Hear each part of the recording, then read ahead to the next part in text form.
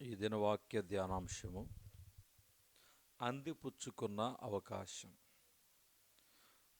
ఓ Sunday school teacher దేవుని గురించి చెబుతూ, యేసుక్రీస్తుని మీ సొంత రక్షకునిగా అంగీకరించి ఆయనను మీ హృదయంలోనికి ఆహ్వానించే వారు ఎవరైనా ఉన్నారా?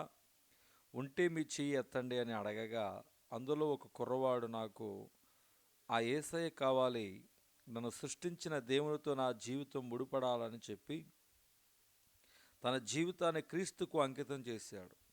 ఇతని ప్రక్కనే ఉన్న మరొక కుర్రవాడు, ఇది చిన్న ప్రాయము, అప్పుడే దేవుడు భక్తి ఏమిటి, ఇంకా జీవితంలో ఎంజాయ్ చేయవలసిన చాలా ఉందని చెప్పి రక్షణను తిరస్కరించి తన ఇష్టానుసారముగా జీవించడానికి తన జీవితాన్ని అమ్ముకున్నాడు. కొన్ని సంవత్సరాలు గడిచాయి. క్రీస్తును అంగీకరించిన వాడు గొప్ప బోధకుడయ్యాడు. అంతేకాకుండా తాను ఎక్కడికి వెళ్ళి వాక్య పరిచర్య చేసినా పాడైపోయిన జీవితాలు బాగుపడుతున్నాయి. ఒకరోజు ఈ గొప్ప దైవజనుడు వాక్య పరిచర్య నిమిత్తము ఒక పట్టణానికి వెళ్ళాడు. అక్కడ వాక్య పరిచర్య అయిన తర్వాత దగ్గరలో జైలు ఉందని తెలిస్తే ఆ జైలులో ఉన్న నేరస్తులకు, దొంగలకు, హత్యలు చేసిన వారికి క్రీస్తు ప్రేమను ప్రకటించి వారి జీవితాలలో మార్పును తీసుకురావాలని, దేవుని వాక్యం ద్వారా వారిని ప్రభావితం చేయాలని తలంచి వారి యొద్దకు వెళ్ళాడు. అప్పుడు కరుడుగట్టిన దొంగల మధ్య నుండి ఒక వ్యక్తి ముందుకు వచ్చి అందరి ముందు నిలబడి, మన మధ్యకు వచ్చిన ఈ గొప్ప దైవజనుడు వాక్యాన్ని పంచుకునే ముందు నేను మీకు ఒక కథ చెప్పాలని ఈ విధంగా చెబుతూ ఉన్నట్ట. ఒక సండే స్కూల్లో ఇద్దరు కుర్రవాళ్ళు ప్రక్కన కూర్చున్నారు.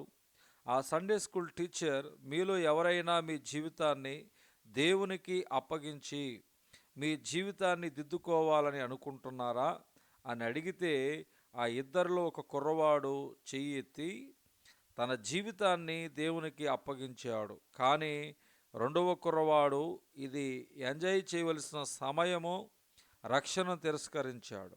ఆ రోజు చెయ్యి ఎత్తి దేవునికి తన జీవితాన్ని అంకితం చేసిన కుర్రవాడే ఈరోజు మన మధ్యన ఉన్న ఈ గొప్ప దైవజనుడు.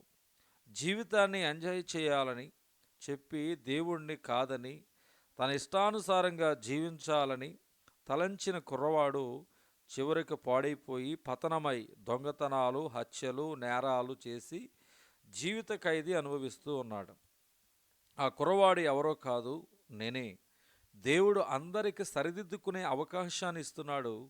కానీ అందులో కొందరే ఆ ప్రేమను గుర్తించి గొప్పవారు అవుతూ ఉన్నారు. మరికొందరు ఆ దేవుణ్ణి కాదనుకుని దౌర్భాగ్యులవుతున్నారు. మీరు మాత్రం రెండో వానిగా ఉండవద్దు. ఈరోజు ఈ దైవజనుడు చెప్పే వాక్యాన్ని విని మన జీవితాలని సరిదిద్దుకుందామని మనవి చేస్తూ ఉన్నానని దైవజనుడు చెప్తున్నాడు. గమనించండి, దేవుడు ఇద్దరికి ఒకే అవకాశాన్ని ఇచ్చాడు.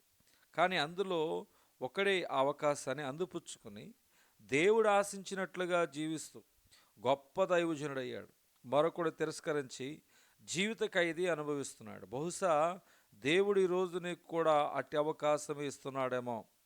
తనని అంగీకరించిన కుర్రవాణిని దేవుడు ఏ విధంగా పనికొచ్చే పాత్రగా, ప్రయోజకునిగా, ఆశీర్వాదకరంగా మార్చాడో అదేవిధంగా దేవుడు నీ జీవితాన్ని కూడా బాగు చేసి 10 మందికి పనికొచ్చే విధంగా చేయగలడు. నువ్వు చేయవలసిందల్లా నీ జీవితాన్ని క్రీస్తుకు అంకితం చేయడమే.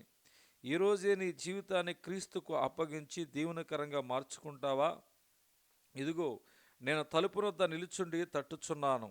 ఎవడైనను నా స్వరం విని తలుపు తీసిన ఎడల నేను అతని యొద్దకు వచ్చి అతనితో నేనును, నాతో కూడా అతడును భోజనము చేయదుమని ప్రకటన గ్రంథం 3వ అధ్యాయం 20వ వచనములో దేవుని యొక్క వాక్యం చెప్పబడింది. దేవుడి దిన వాక్య ధ్యానం దేవుడు దీవించునుగాక.